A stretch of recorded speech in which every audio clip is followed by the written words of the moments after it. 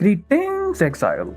It's me, the guy who makes off-meta trash build that nobody asks for, bringing you the first real update on my breed AutoBomber. In the last update, I promised you guys a build that would be able to do all content other than Uber bosses, that too just by walking. And as you've already seen in the showcase, I delivered on that promise. The build is now much more tankier, deals a lot more damage, and even is faster clear than before, that too in a budget. To get to this point, I had to make a lot of changes and upgrades. But before we talk about them, for those who are seeing this build for the first time, here's a quick overview of how it works.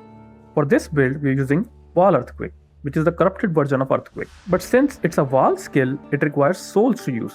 Those souls are generated by killing monsters or by hitting unique enemies. The skill normally requires a total of 30 souls to activate, which can take quite a while to gather up, making its uptime very inconsistent. So, we solved this problem by allocating Priest of Yawmek nod from the Trial Master Ascendancy.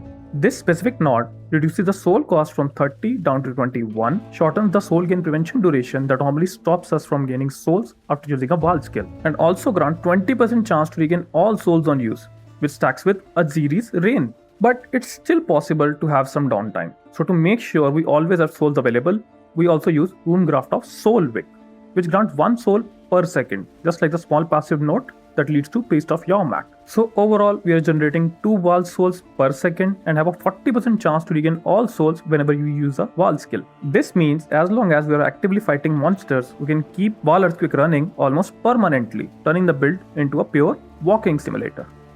Now that you know how the build works, let's talk about the changes and upgrades I made for this update. First of all, I've upgraded both the main hand weapon and the offhand shield. The weapon you see here is the result of a very lucky all-fame craft, and something like this can cost you around 40 to 50 divines. But don't worry, you don't need this, as this is a budget version, and I won't ask you guys to get something so expensive. So just aim for a weapon similar to the one I'm showing here. And to be honest, with the new all-frame crafting system, it's extremely easy to craft a weapon like this for very cheap. I would love to make a new crafting guide for it, but only if people want it. So if this video gets up to 100 likes, I will most definitely make it. And if this video gets 200 likes, which is very unlikely to happen, I will make a crafting guide covering every single piece of my build for the min-max version. As for the shield, it has a Shaper influenced modifier that recovers a percentage of our life on block. This pretty much makes us immortal as long as we are blocking. In this update, I've added 4 new uniques to the build: Venopuncture Ring, Tempest Rising Boots, Vitsa's Coiled Belt, and Unnatural Instinct. Let's start with Venopuncture and Tempest Rising first. Venopuncture is an amazing ring for any bleed build, as it increases damage with bleeding, provides chance to bleed, chills bleeding enemies, and produces a very satisfying pop sound. Since we are now able to inflict chill with the ring, we can take full advantage of Tempest Rising, which aggravates bleeding on the target that are affected by elemental ailments, while also providing increased bleed duration and faster bleeding, making the perfect combo. Now for the belt. Islata's Coil is a great choice for bleed builds, as it provides maximum more damage, which benefits bleed the most because only the strongest bleed can deal damage at any given time. Lastly, we have Unnatural Instinct. When placed in this specific jewel socket, it provides incredible value by granting us a lot of elemental resistance, block chance, physical damage, and even a lot of movement speed. This will be the only expensive item that you will need for this update, but it is definitely worth it. As a bonus to improve our survivability in maps even further, I've also added Exploit Weakness Nod. When combined with Vulnerability Curse from our ring, this nod constantly recovers our life, making our sustain just as good as Jack the Axe. On top of that, Vulnerability also provides 25% chance to inflict bleeding, reducing the amount of bleed chance that we need to invest into on the passive tree. Overall, I've improved the rest of the gear as well. We are now dealing over 3 million bleed DPS while having over 20k armor and more than 90% chance to suppress spell damage.